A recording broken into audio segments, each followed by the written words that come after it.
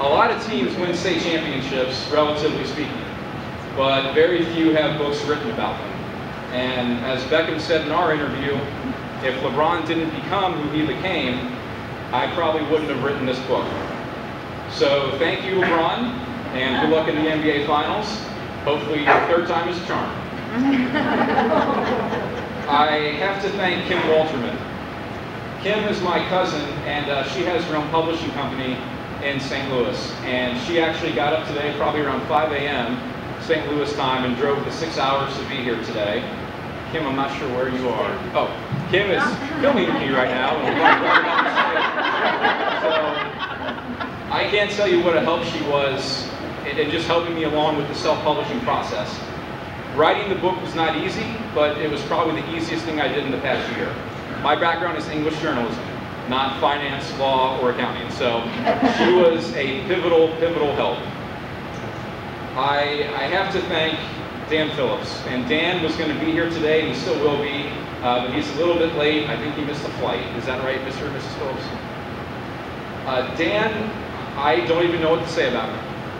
He is a graphic designer. He graduated with me from St. X in 2003, and we met back when we were freshmen back in 1999. Dan is responsible for the cover and the dust jacket on this book. Last October, I decided I was going to ask Dan to see if he'd be interested in doing this, and I sent him an email basically telling him what was going on because I didn't want to call him on the phone and put him on the spot and make him feel like he couldn't say no. So I sent him a pretty lengthy email, and as the players and coaches will tell you, I write very long emails. And I said, take a week, take 2 weeks, just let me know when it's good for you. I got a call 5 minutes later from Dan, and I said hello, and Dan said, I'm in. And I can't say enough about him. He designed literally 40 to 50 covers, different covers, before we decided on this one. And that's not an exaggeration, it was at least 40. The time that he put into doing this, it's unbelievable. And the crazy thing is, he did it all for free. I told him that I was on a budget. I said, you know, I'm not sure what I can do for you, or when I can. But you know, he said, don't worry, I'm going to do it for you. And you know, if I had paid him what he was worth, I mean, it would have been in the thousands, many thousands.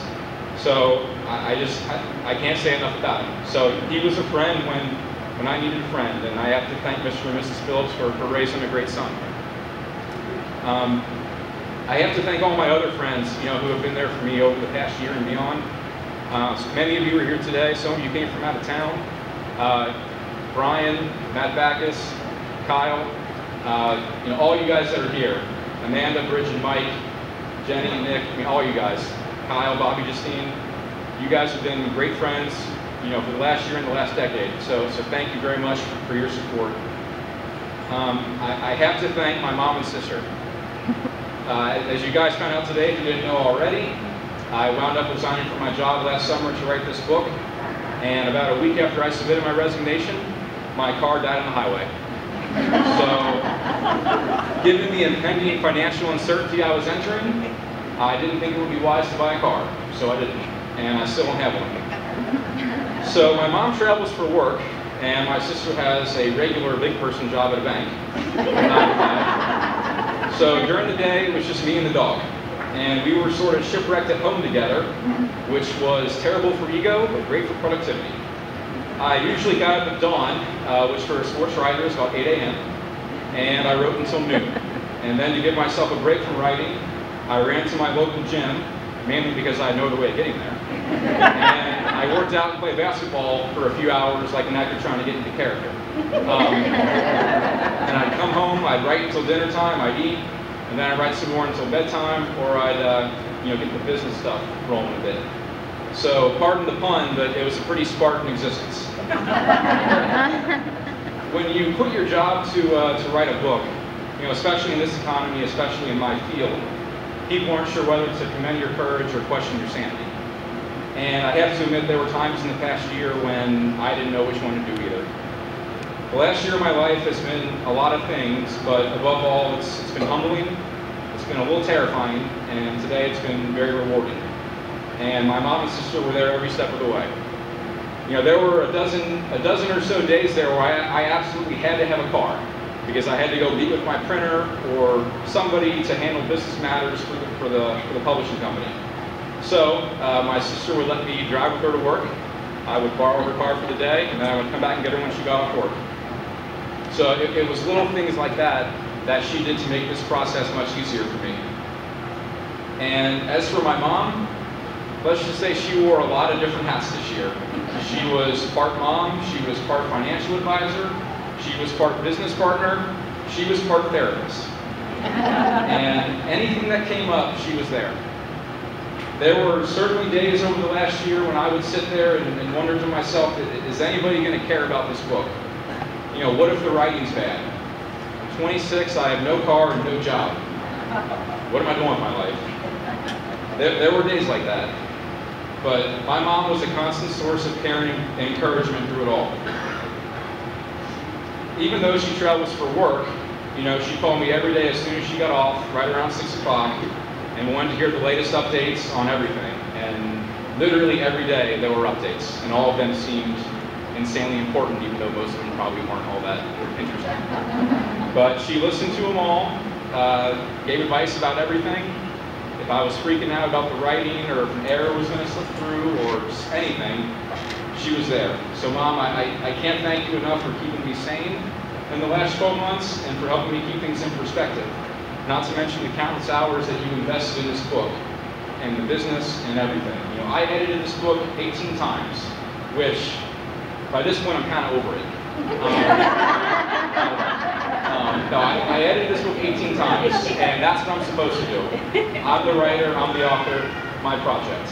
Well, my mom read and edited this book 5 times. And I don't know of many moms who would do that. And I don't know of many moms who travel 5 days a week who would have found time to fit that in their schedule. So, Mom, I mean, nothing that I say right now is going to do justice to how much you've meant to me over the past year. But your love over that time and for all my years has been unconditional. And I wouldn't be here where I am without you. You know, my name's on the cover, but your wisdom is on every page, and I mean that.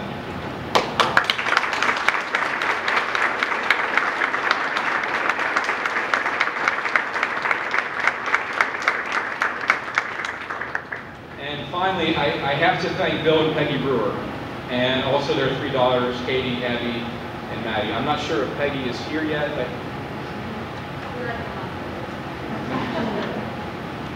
For anyone who doesn't know, Bill Brewer was Roger Bacon's head coach in 2002, and Bill was a tough coach. If you read this book, that is one thing that you will know for sure. He was a very tough coach. By talking to the players, I learned that he was the kind of coach who players sometimes hated to play for while they were playing for him. But if there's a common thread I found, when everything was said and done and they graduated, they were darn glad they did play for Bill.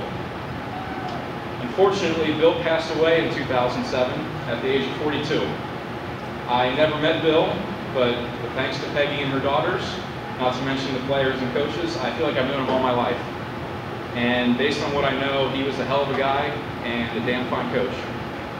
So, you know, you can tell by the podium is almost taller than I am. I never got to play high school basketball, but if I did, I would have wanted to play for Bill, and I mean that. I know I'm biased because I'm from Cincinnati, and because I'm a GCL guy, and because I'm the author, but I truly believe that what Roger Bacon accomplished is one of the greatest stories in the history of American sports. Aside from maybe the Miracle on Ice, I don't know what I would even put up next to it. Whether the writing does the story justice, we'll see, but I played and followed and still follow sports long enough to know that what happened 10 years ago in 2002 was special. My hope is that this book is something the Roger Bacon community takes great pride in. It may be my book, but it's your story, and I hope I told it with grace and class. If you cherish this book as much as I cherish writing it, that will certainly be enough for me. I thank you guys very much.